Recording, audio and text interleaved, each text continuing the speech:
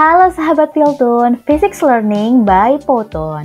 Video kali ini akan membahas mengenai penggunaan alat ukur dan penulisan data hasil pengukuran.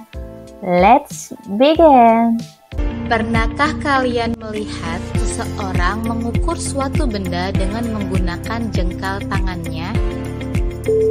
Apa yang sedang dilakukan oleh orang tersebut? Ya, dia sedang melakukan pengukuran dengan menggunakan alat ukur tak baku. Zaman dahulu, dalam melakukan pengukuran, orang-orang menggunakan sesuatu sebagai satuan ukur. Contohnya, untuk mengukur panjang, orang-orang zaman dahulu menggunakan bagian tubuh seperti jengkal, telapak kaki, hasta, dan lain-lain. Akan tetapi, karena setiap orang memiliki ukuran jengkal, hasta, dan telapak kaki yang berbeda-beda, maka kesalahan pengukuran kerap kali terjadi. Oleh karena itu, diperlukan suatu alat ukur yang memiliki nilai ukur yang sama dan berlaku secara universal. Berikut contoh-contoh alat ukur panjang yang berlaku secara universal, antara lain mistar atau penggaris, memiliki skala terkecil 0,1 cm. Cara mengukur panjang benda dengan penggaris yaitu dengan meletakkan penggaris pada benda, lalu melihat skala dengan posisi pandangan yang tegak lurus, seperti pada gambar. Sedangkan untuk mengukur diameter suatu benda yang berbentuk lingkaran, tabung, atau bola, kita bisa menggunakan alat ukur jangka sorong. Jangka sorong memiliki skala terkecil 0,01 cm. Mari kita mengenal bagian-bagian pada jangka sorong: rahang luar, rahang dalam, pengukur kedalaman, skala utama, skala nonius, batang pengikat. Tahukah kalian bagaimana cara menggunakan jangka sorong? Bagaimanakah cara membaca skala pada jangka sorong? Yang pertama, letakkan benda yang akan diukur pada bagian rahang bawah, lalu putar pengunci jangka sorong agar benda tidak bergerak. Kedua, bacalah skala utama, yaitu dengan memperhatikan angka pada skala utama mana yang berdekatan dengan angka 0 pada skala nonius. Dalam pengukuran ini terukur skala utama yaitu 3,1 cm. Kita konversikan ke dalam milimeter menjadi 31 mm. Ketiga, baca skala nonius. Perhatikan garis pada skala nonius yang tepat berhimpit dengan garis pada skala utama. Dari kegiatan pengukuran ini didapatkan garis ketujuh pada skala nonius tepat berhimpit dengan garis pada skala utama, dan satu garis skala nonius sama dengan 0,05 mm. Jadi, nilai pada skala nonius yaitu 7 dikali 0,05 mm sama dengan 0,35 mm. Maka hasil pengukuran didapatkan dengan menjumlahkan nilai pada skala utama dan skala nonius. 31 mm ditambah 0,35 mm sama dengan 31,35 mm. Selanjutnya kita beralih pada alat ukur massa. Terdapat beberapa jenis alat ukur massa, antara lain neraca sama lengan, biasa digunakan untuk mengukur massa emas.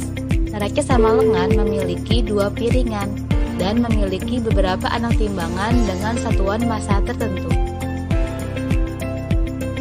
Cara penggunaannya yaitu dengan membuat seimbang kedua lengan. Lengan yang satu untuk meletakkan benda yang akan diketahui massanya, sedangkan lengan yang satunya lagi untuk meletakkan anak timbangan yang sudah diketahui massanya. Neraca Ohaus 3 lengan memiliki skala terkecil 0,1 gram. Mari kita mengenal bagian-bagian pada neraca Ohaus 3 lengan. Ada knop kalibrasi kalibrasi, tempat beban, beban geser, titik nol, 3 lengan. 3 lengan terdiri dari 3 skala, 0 sampai 500 gram, 0 sampai 100 gram, 0 sampai 10 gram. Bagaimana cara penggunaan neraca Ohaus 3 lengan? Cara menggunakan neraca Ohaus. Yang pertama, melakukan kalibrasi. Geser semua pemberat ke sisi kiri. Putar tombol kalibrasi sampai garis kesetimbangan mengarah pada angka 0. Yang kedua, letakkan benda yang akan diukur pada tempat beban. Lalu geser ketiga pemberat, diurutkan dari pemberat yang paling besar ke yang terkecil. Pada kegiatan pengukuran ini, terukur massa benda 3,9 gram.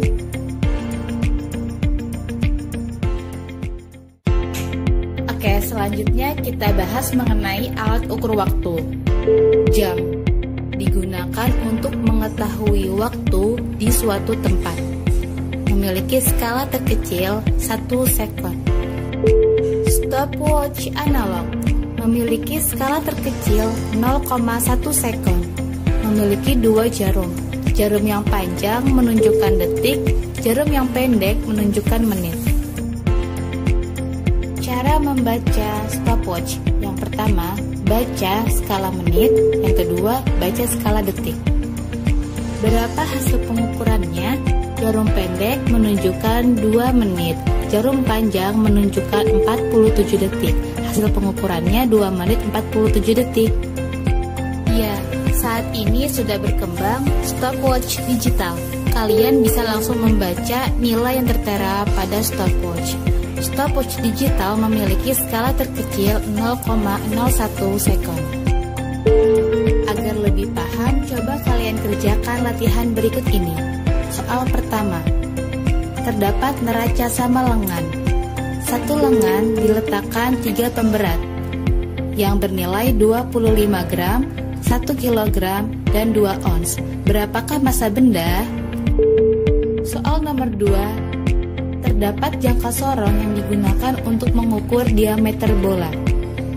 Jika skala yang ditunjukkan seperti pada gambar, berapakah diameter bola? Soal nomor 3, terdapat neraca Ohaus 3 lengan yang digunakan untuk mengukur massa benda. Jika skala seperti yang tertera pada gambar, berapakah massa benda? Soal nomor 4, jika hasil pengukuran seperti yang tertera pada gambar stopwatch, berapakah waktu yang terukur? Sebelumnya kita sudah belajar bagaimana cara menggunakan alat ukur. Selanjutnya kita akan belajar mengenai penulisan hasil data pengukuran. Terdapat 2 jenis data pengukuran. Yang pertama, pengukuran tunggal. Yang kedua, pengukuran berulang atau majemuk. Pengukuran tunggal adalah pengukuran yang dengan satu kali pengukuran kita dapat langsung memperoleh hasil ukurnya. Ada 4 langkah dalam menyajikan data pengukuran. Pertama, menuliskan nilai X0. X0 ini merupakan nilai yang pertama kali kita peroleh saat melakukan kegiatan pengukuran. Langkah kedua, kita menghitung nilai ketidakpastian dengan rumus delta X sama dengan 1/2 kali skala terkecil alat ukur yang kita gunakan. Ketiga, kita menghitung nilai ketidakpastian relatif dengan rumus KSR sama dengan delta X per X0 dikali 100%. Hasil dari KSR berupa persen. Hasil ini akan menentukan jumlah angka penting yang dituliskan sebagai hasil dari pengukuran. Keempat, kita dapat menuliskan nilai pengukuran yang mendekati nilai sebenarnya, dinamakan X. X sama dengan X0 plus minus delta X.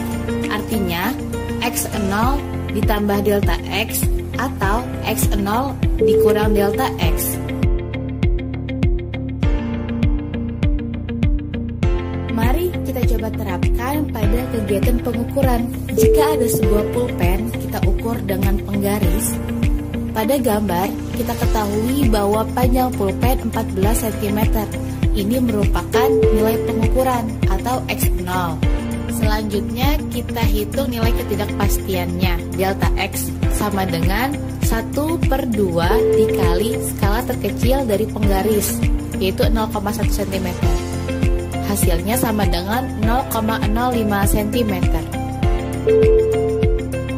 Nilai ketidakpastian relatif atau KSR sama dengan delta X per X0 dikali 100%, yaitu 0,05/14 dikali 100%.